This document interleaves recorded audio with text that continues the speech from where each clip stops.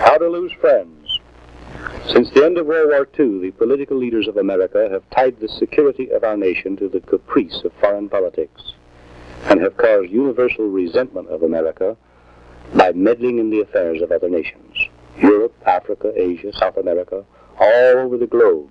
Nations which were once traditionally friendly now resent us, despite enormous sums of our tax money, which have passed into the hands of their politicians, many of whom keep themselves in power by using our money to make anti-United States political campaigns among the people. If we had given no foreign aid at all since the end of World War II, our nation would today be universally respected and invincibly strong. If 5% of what we have spent on foreign aid and foreign defense had been spent on American defense, we would be impregnable. That is a summary of my report on how to lose friends. The full report after a message from my sponsor. Since the end of World War II, the political leaders of America have assumed that America has enough strength to carry the world on her back, but does not have enough strength to stand alone. Our leaders have spent staggering sums of tax money to build a free world alliance, making the security of the American nation dependent on the whims, ambitions, and greed of foreign politicians who, far from being answerable to American taxpayers, increase their own power by denouncing the United States. Furthermore, our efforts to aid other nations and to make them strong members of our free world alliance have caused almost universal resentment of America, even among nations which were traditionally our best and closest friends. Witness, for example, Canada. We alienated the Netherlands by forcing them to surrender their East Indian possessions, which became the pro-communist, if not outright communist, nation of Indonesia. More recently, 1962, we deepened the injury by our part in forcing the Netherlands to surrender New Guinea to Indonesia. Australia is disturbed and angry at us because of this New Guinea deal. Our State Department has primary responsibility for converting Cuba from a friendly nation into an enemy nation. In forcing the downfall of Trujillo in the Dominican Republic, we eliminated the last strong friend we had in the Caribbean area. The alienation of France now seems complete, and in West Germany, the growing resentment of American intervention in internal affairs threatens to eliminate that nation from the ranks of nations friendly to the United States. Cambodia resents us because of the arms we give to Thailand, and Thailand resents us because of the arms we give to Cambodia. Pakistan resents us because of the aid we give to India, and India resents us because of the aid we give to Pakistan. We have alienated Portugal by our United Nations stand with regard to Portuguese Angola in Africa. And we have alienated South Africa by backing the United Nations resolution condemning South African policy on the race question. The dastardly United Nations rape of Katanga, which we have financed and supported without stint, has not only eliminated Katanga as a friend of America, but must have caused hatred of us throughout Africa. The United Nations forces bombed hospitals, homes, industrial plants, and schools in Katanga. The United Nations troops, which included uncivilized Gurkhas from India and savage tribesmen from Ethiopia, committed indescribable atrocities against women, children, missionaries, doctors, and other civilians in Katanga. Meanwhile, Congolese troops, drawing their pay at the expense of American taxpayers, roam the country in lawless, drunken bands, raping, killing, and pillaging. One aspect of our United Nations policy in the Congo, not reported in the American press, has been revealed by South African newspapers. Racketeering and black marketing by United Nations troops, officers, and civilian personnel in everything from medical supplies and foodstuffs to gold.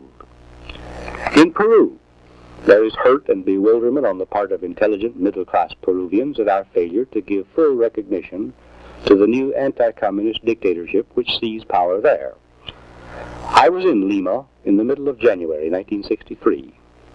The educated middle-class Peruvians I talked to frankly admit that Peru is not yet ready for the kind of democratic society we have in the United States. They say that a strong, beneficent dictatorship is necessary for stability and safety in their nation and will be for many years to come. They know that we Americans despise dictatorships of all kinds. They admire us for that. And they envy us because we have already reached the level of social and political development which enables us to maintain a free society. But it bewilders them because we cannot understand that their problems are different, and our inconsistency hurts them. They see us give full recognition and aid to communist dictatorships and cannot understand why we scorn their dictatorship, which is pro-American and anti-communist. These people do not really want aid from us. They want friendship and tolerant understanding of their efforts to work out their unique national problems in their own way. Since 1946, we have given Argentina $1,027,300,000 in aid. But in January 1963, President Kennedy told the press that we are studying means to give Argentina more help.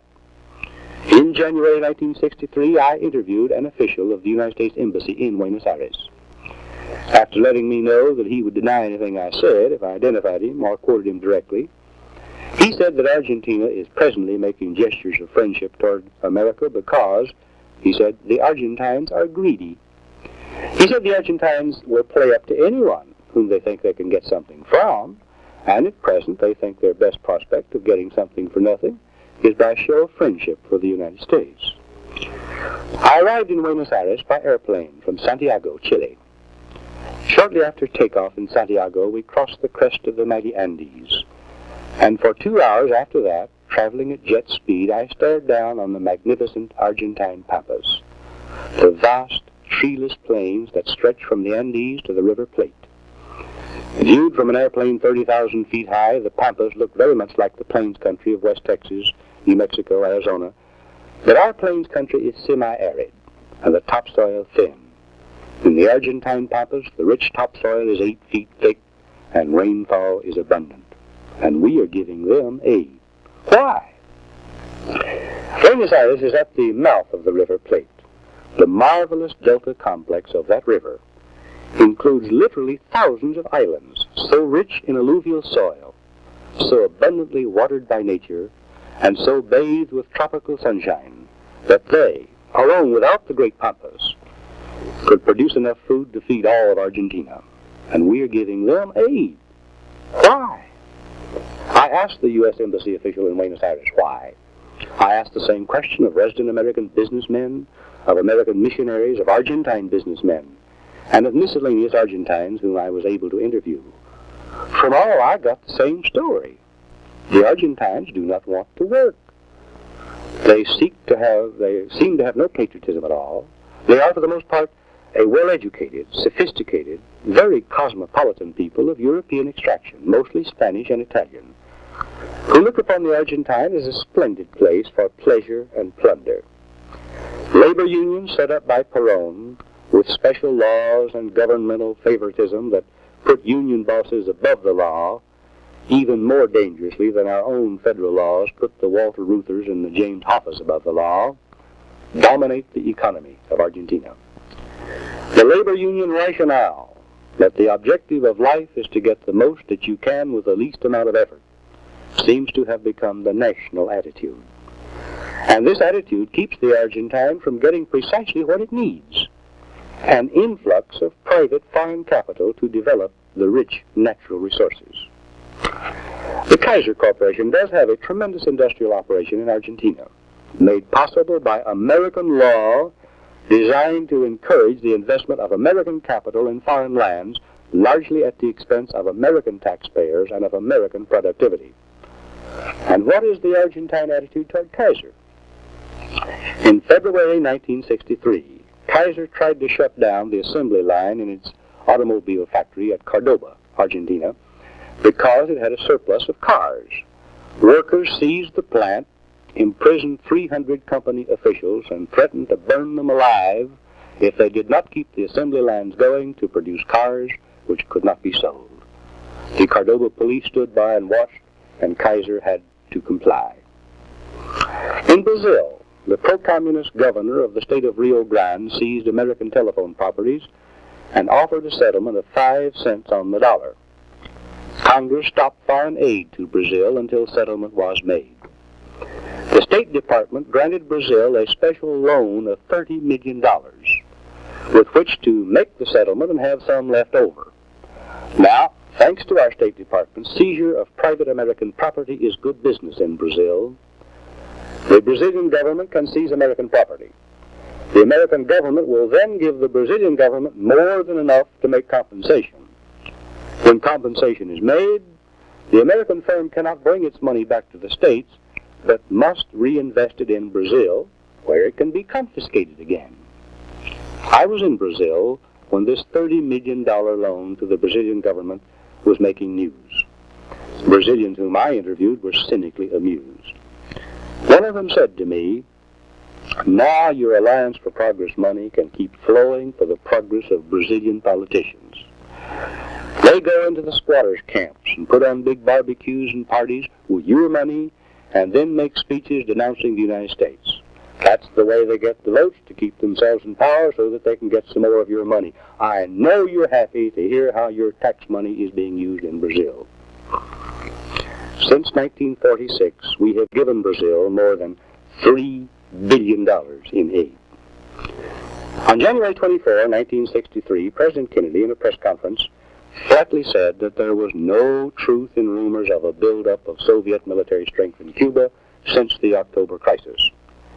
Kennedy's Assistant Secretary of State for Inter-American Affairs admitted that Soviet military strength in Cuba has been multiplied 10 times since the October crisis, just 5 days later.